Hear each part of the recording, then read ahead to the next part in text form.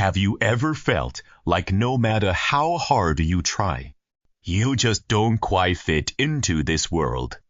Like you're a block of ice with sharp, jagged edges? Today, we're going to talk about a fascinating metaphor. It comes from a profound ancient dialogue about how we evolve from a rigid, edged state into a state of total freedom. This theme is called From Ice to Vapor.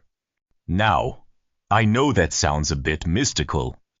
What does it mean to enter all worlds through one world without destroying their established forms? It sounds like a concept straight out of a sci-fi movie, right? Simply put, it describes a very high state of consciousness. Imagine being able to experience all different perspectives and worlds simultaneously, integrating them into your heart without losing or distorting any single one of them. It is a state of ultimate unity and effortless freedom. I know, it sounds far-fetched, but here's the best part. In this dialogue, the master uses an everyday object as a metaphor to make this deep wisdom instantly relatable. Are you ready? Let's look at what this magical metaphor is. The game of imagination. Imagine you are an object placed inside a container. This container represents the world you live in and your relationships with everything around you. Does this image ring a bell? Have you ever felt stiff, prickly, or just unable to get along with people or your environment? We are like that oddly shaped block of ice, forced into a smooth, round container, clashing and catching at every turn. This is the starting point of our journey, the solid state of existence. But the question is, are we destined to remain cold, hard blocks of ice forever? Of course not. So, how does this journey of transformation unfold? The 3 stages of consciousness. The transition from a hard block of ice to a state of absolute freedom doesn't happen overnight. It is a step-by-step process that mirrors what we learned in physics class. It's incredibly natural. We move from solid, ice, to liquid, water, and finally to gas, vapor. Each state represents a completely different level of consciousness. Ice, the rigid self. This is where most of us are. It's the stubborn, opinionated self that insists, I am right, because our edges are so sharp. We constantly experience friction and conflict with others. Water, flexibility, and empathy. Becoming water is a massive leap forward.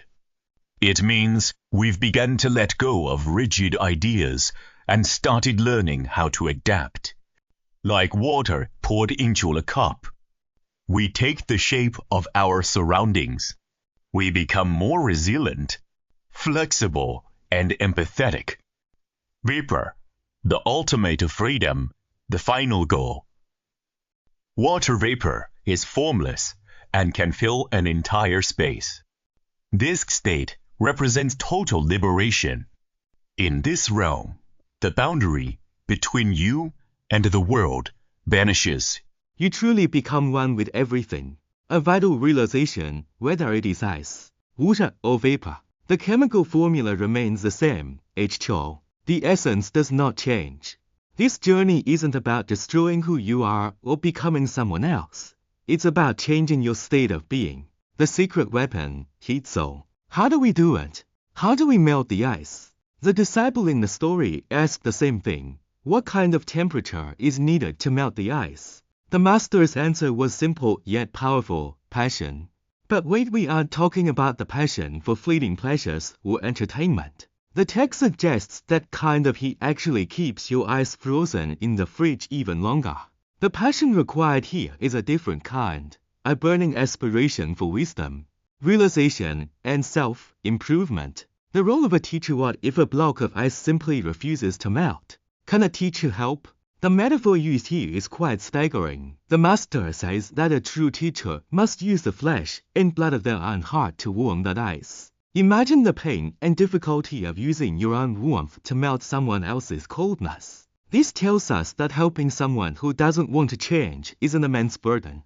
A teacher can provide warmth, but if the ice refuses to melt, the process could take thousands of years. Ultimately, rather than waiting for someone to warm us with their heart's blood, isn't it much faster to stand up and walk into the sunlight ourselves? The responsibility for ignition lies within us. Reflection: are you ready to melt? This ancient map provides us with a clear path for growth. Recognize your ice. Identify where you are rigid and sharp. Cultivate your water. Practice being soft and adaptable in daily life. Generate heat. Find the passion that drives you toward wisdom. This story leaves us with a very personal question that only you can answer. Is the ice in your heart ready to melt? The journey of transformation is waiting for you to take the first step. Would you like me to expand on any of these 3 stages or provide practical tips on how to generate heat in a modern context?